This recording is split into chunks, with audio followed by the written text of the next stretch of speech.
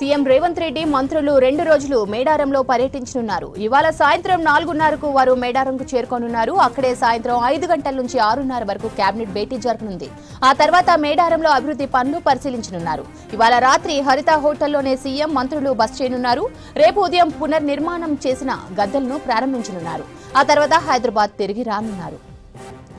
CM Revanth Reddy Medaram tour ఏర్పాట్లపై మరిన్ని details Krishnamohan అందిస్తారు. కృష్ణమోహన్, ఇవాళ ముఖ్యమంత్రి పర్యటన ఉన్నది. ప్రధానంగా అత్యంత కీలకంది వరంగల్ కేంద్రంగా ఏదో ములుగులో ఉన్నటువంటి మేడారంలో కేబినెట్ సమావేశం జరుగుతుంది. కేబినెట్ సమావేశానికి కూడా మేడారం సిద్ధమైందని చెప్పొచ్చు. ప్రస్తుతం కేబినెట్ సమావేశం నేపథ్యంలో అధికారులు భారీ ఏర్పాట్లు చేస్తున్నారు. మనం ఉన్నది కేబినెట్ జరగనటువంటి మీటింగ్ హాల్. ఇక్కడి నుంచే రాష్ట్ర కేబినెట్ సంబంధించి రాష్ట్రంలోనే తొలిసారిగా హైదరాబాద్ తర్వాత సెక్రటరియట్ కాకుండా హైదరాబాద్ మేడారంలో జరుగుతున్నటువంటి తొలి సమావేశం కేబినెట్ సమావేశంగా చెప్పుకోవచ్చు. రాష్ట్రంలోనే ఇది ఫస్ట్ కేబినెట్ సమావేశం రాజధాని వెలుపల జరిగేది. అయితే మేడారంకు సంబంధించి గుడి పునర్నిర్మాణం చేపట్టారు. గుడి పునర్నిర్మాణం పూర్తయిన తర్వాత దాదాపు 251 కోట్ల రూపాయలతోటి మేడారంకు సంబంధించినటువంటి అభివృద్ధి పనులన్నీ కూడా కొనసాగాయి. వీటన్నింటినీ కూడా ముఖ్యమంత్రి రేవంత్ రెడ్డి ఇవాళ ప్రారంభించున్నారు. దానిలో భాగంగానే ఆయన సాయంత్రం 4 గంటలకు ఇక్కడికి చేరుకుంటారు. 5 గంటల వరకు కూడా సాంస్కృతిక కార్యక్రమాలు కానీ ఆయనకు స్వాగతం ఇవన్నీ కూడా పలుకుతారు. అక్కడి నుంచి నేరుగా మనం ప్రస్తుతం హరిత హోటల్ ఏర్పాటు చేసినటువంటి ఈ కేబినెట్ హాల్లోకే వస్తారు. ఇక్కడ మంత్రులంతా కూడా పాల్గొంటారు. ఈ కేబినెట్ సమావేశం 6:30 వరకు జరుగుతుంది. ఈ కేబినెట్ సమావేశానికి సంబంధించి కూడా ప్రధానంగా మేడారం మాస్టర్ ప్లాన్ జాతర ఏర్పాట్లు, దీనికి సంబంధించినటువంటి అంశాల మీద డిస్కషన్ ఉంటుంది. అదేవిధంగా గిరిజనుల సంక్షేమం కోసం ప్రభుత్వం తీసుకోవాల్సిన నిర్ణయాలు, అదేవిధంగా ములుగు జిల్లాకు సంబంధించి 14,000 ఎకరాలకు ఆయకట్టు సాగునీరు అందించే పొట్లాపూర్ ఎత్తిపోతల పథకం పైన కూడా చర్చ జరుగుతుంది. దేవాదుల ప్యాకేజీకి సంబంధించి 3 దశలలో ఉన్నటువంటి పనులు పెండింగ్, వాటికి సంబంధించిన ఆమోదం. అదేవిధంగా చాలా రోజులుగా జిల్లాలకు సంబంధించినటువంటి శాస్త్రీయంగా వాటి విభజన జరగలేదు. కొన్ని నియోజకవర్గాలు 3-4 జిల్లాల పరిధిలో ఉండడం, ఇదంతా కూడా పరిపాలనా పరమైనటువంటి ఇబ్బందులు తలెత్తుతున్నాయి. దీనికి సంబంధించినటువంటిది మంత్రులు అనేక సందర్భాలలో కూడా ఇదే విషయాన్ని ప్రస్తావిస్తూ వచ్చారు. ముఖ్యమంత్రి కూడా ఈ అంశాల మీద కూడా మాట్లాడారు. దానికి సంబంధించినటువంటి కొంత పునర్విభజన చేయాల్సిన అవసరం ఉంది. దానికి సంబంధించిన కమిషన్ ఏర్పాటు పైన కూడా అఫీషియల్గా ఒక నిర్ణయం తీసుకోవడానికి అవకాశం ఉంటుంది. దానికి సంబంధించినటువంటి నిర్ణయం కూడా ఈ కేబినెట్ సమావేశంలో జరిగే అవకాశం ఉంటుంది. అదేవిధంగా త్వరలో జరగనున్నటువంటి మున్సిపల్ ఎన్నికలకు సంబంధించినటువంటి అంశం కూడా ఇక్కడ చర్చ జరుగుతుంది.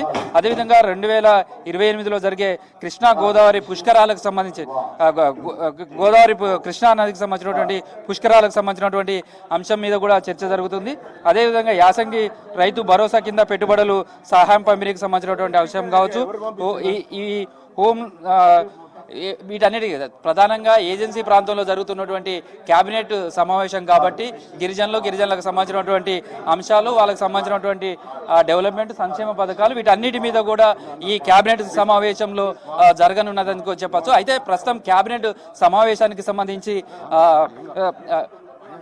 ప్రస్తుతం కేబినెట్ సమావేశంలో జరుగుతున్నటువంటి సమావేశం చాలా కీలకంగా భావిస్తున్నారని చెప్పొచ్చు. మొత్తం కేబినెట్ సమావేశానికి సంబంధించినటువంటి ఇది మేడారంలో జరుగుతున్న నేపథ్యంలో అందరిలో కూడా ఆసక్తి నెలకొంది. మేడారంలో జరుగుతున్నటువంటి కేబినెట్ సమావేశంలో ఎలాంటి నిర్ణయాలు జరగబోతున్నాయి, తర్వాత కేబినెట్ సమావేశంలో ఎలాంటి అంశాలు ప్రతిబింబించబోతున్నాయి అనే దానికి సంబంధించి కూడా అందరిలోనూ ఆసక్తిగా ఉంది. ఎందుకంటే ఇప్పటివరకు కేబినెట్ సమావేశాలు అంటే హైదరాబాద్ సచివాలయంలోనే జరిగేవి. కానీ తెలంగాణ రాష్ట్రంలో ఇది తొలిసారిగా కేబినెట్ సమావేశం సచివాలయం వెలుపల జరగబోతుంది. అది కూడా మేడారం లాంటి ఒక కుగ్రామంలో జరగబోతుంది. ఇది ఆదివాసీ సాంప్రదాయాలు జరిగే మేడారం సమ్మక్క సారలమ్మ జాతరకు సంబంధించి కూడా మనం చూడవచ్చు. ఈ జాతరకు సంబంధించినటువంటి దాంట్లో ప్రతి 2 ఏళ్లకోసారి జాతరకు దాదాపు కోట్ల మంది భక్తులు తరలి వస్తారు. కాబట్టి ఆ భక్తులకు ఏర్పాట్లు చేయడంతో పాటు గిరిజనులకు సంబంధించినటువంటి ఆదివాసీ సాంప్రదాయాలు జరిగే మేడారం కేంద్రంగానే ఈ అభివృద్ధి పనులకు కాదు శాశ్వతమైనటువంటి ఆధునిక హంగులతోటి మొత్తం కూడా తీర్చిదిద్దారు. వాటిని ప్రారంభించడానికి సంబంధించినటువంటి దానికి వస్తున్న ముఖ్యమంత్రి సేమ్ టైంలో ఇక్కడనే కేబినెట్ సమావేశం పెట్టడం ఒక చారిత్రకమైనటువంటి అంశంగా భావిస్తున్నారు. దీంతో గతంలో ఒకసారి ఉట్నూరులో జరిగినటువంటి కేబినెట్ సమావేశం ఇది దశాబ్దాల క్రితం ఉమ్మడి రాష్ట్రంలో ఎన్టీఆర్ ముఖ్యమంత్రి ఉన్న హయాంలో జరిగిందనేది చెప్తున్నారు. అప్పుడు గిరిజనులకు సంబంధించినటువంటి సమస్యలు, తర్వాత గిరిజనుల సంక్షేమం, ఐటీడీఏలు జిల్లా కేంద్రాల నుంచి ఏటూ నాగరం కావచ్చు, భద్రాచలం ప్రాంతాలకు తరలి వెళ్ళడానికి అప్పటి కేబినెట్ సమావేశమే కారణమైంది. సేమ్ టైంలో ఇప్పుడు జరుగుతున్నటువంటి కేబినెట్ సమావేశం కూడా గిరిజనులకు సంబంధించినటువంటి అంశాలు ఇందులో ఎక్కువగా ప్రతిబింబించే అవకాశం ఉందని చెప్తున్నారు. సేమ్ టైంలో రాష్ట్రాన్ని ప్రభావితం చేసే అంశాలు కావచ్చు, ఇవన్నీ కూడా ఒక కీలకమైనటువంటి నిర్ణయాలు ఈ కేబినెట్ సమావేశంలో వెలువడే అవకాశం ఉందనేది చెప్తున్నారు స్రవంతి. మొత్తంగా మంత్రులు కావచ్చు, లేదా ముఖ్యమంత్రితో పాటు మంత్రులు, తర్వాత సిఎస్, డీజీపీ, ఇతర సెక్రటరేట్లు సంబంధించినటువంటి సిబ్బంది కావచ్చు, మొత్తం 300 మంది డెలిగేట్స్ ముఖ్యమైనటువంటి వాళ్ళంతా కూడా కేబినెట్ సమావేశానికి రాబోతున్నారు. దీంతో వాళ్ళకు ఆతిథ్యం అందించేందుకు కూడా ఆదివాసీ సాంప్రదాయాలతో స్వాగతం పలకడం, ఆదివాసీలకు సంబంధించినటువంటి వంటలు రుచి చూపించాలనేది చేస్తున్నారు. కరక్కాయతోటి టీ చేయటం కావచ్చు, తర్వాత ఇప్ప పువ్వుకు సంబంధించినటువంటి లడ్డూలను కావచ్చు, లేదా బొంగు తోడు తయారు చేసినటువంటి చికెన్ కావచ్చు, లేదా నాన్ వెజ్కు సంబంధించి ఇక్కడ ఈ ప్రాంతం ఈ సమీపంలో ఉన్నటువంటి గోదావరి ఉంటుంది. ఆ గోదావరికి సంబంధించినటువంటి దగ్గర దొరికే రొయ్యలు కావచ్చు, చేపలు కావచ్చు, ఇలాంటి వంటకాలతోటి ముఖ్యమంత్రితో పాటు అతిథులకు అందరికీ కూడా వాళ్ళకు వంటలంతా కూడా ఆతిథ్యం ఇవ్వాలనేది దానికి సంబంధించినటువంటి ఏర్పాట్లన్నీ కూడా జరుగుతున్నాయి. మొత్తంగా కేబినెట్ సమావేశానికి మేడారం వేదిక అయిందని చెప్పొచ్చు.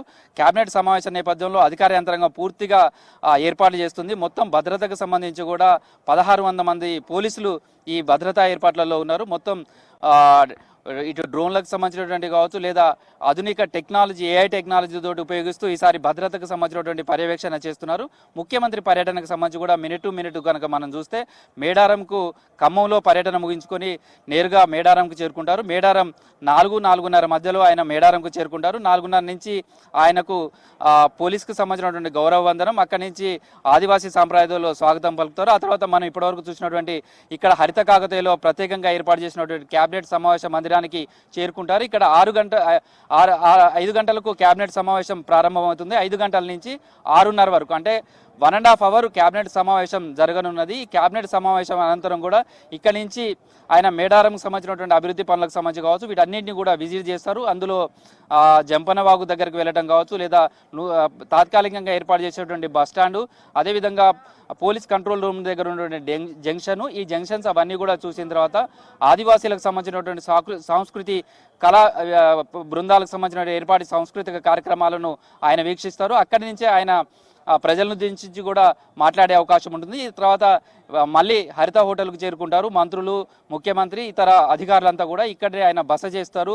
ఆ తర్వాత ఇక్కడనే రేపు ఉదయం 6 నుంచి 7 గంటల మధ్యలో మేడారం సమ్మక్క సారలమ్మ గద్దెలకు చేరుకుంటారు. అక్కడ మేడారంకు సంబంధించినటువంటి పునర్నిర్మాణ గుడి పనులు, అదేవిధంగా మాస్టర్ ప్లాన్లో భాగంగా చేపట్టిన అభివృద్ధి పనులు, వాటన్నిటిని కూడా ఆయన ప్రారంభిస్తారు. అమ్మవార్లకు సంబంధించినటువంటి మొక్కులు చెల్లించుకుంటారు. 2009 నుంచి కూడా రేవంత్ రెడ్డి ఎమ్మెల్యేగా ఉన్న సమయంలో కావచ్చు, ఆ తర్వాత ఎంపీగా మారిన తర్వాత కావచ్చు, అట పిసిసి అధ్యక్షుడిగా ఉన్నప్పుడు కావచ్చు, ప్రతిసారి కూడా మేడారం వచ్చి మొక్కులు చెల్లించుకోవడం, మేడారం దర్శించుకోవడం ఆయన సెంటిమెంట్గా భావిస్తున్నారు. ఇప్పుడు ముఖ్యమంత్రిగా ఆయన గతంలో ఏ ముఖ్యమంత్రి రానట్టుగా జాతరకు ముందే రావడం, ఇక్కడ పనులు ప్రారంభించడం, ఆ తర్వాత జాతరకు 10 రోజుల ముందే ఇక్కడికి వచ్చి చేసిన పనులన్నింటినీ కూడా ప్రారంభించడం కావచ్చు, ఇదంతా కూడా ఒక రికార్డుగా నిలబడుతుందని చెప్పవచ్చు. ఇక్కడ ఈ కార్యక్రమాలంతా కూడా చూసుకుని రేపు ఉదయం మళ్ళీ 7:40కు తిరిగి ఆయన హైదరాబాద్కు వెళ్తారు. ఈ షెడ్యూల్కి సంబంధించినటువంటి ముఖ్యమంత్రి షెడ్యూల్ మొత్తంగా మేడారం పరిసర ప్రాంతాలంతా కూడా ఈ మేడారం ముఖ్యమంత్రి పర్యటన నేపథ్యంలో పూర్తి స్థాయిలో ఏర్పాట్లన్నీ కూడా జరుగుతున్నాయని చెప్పచ్చు శ్రవంతి.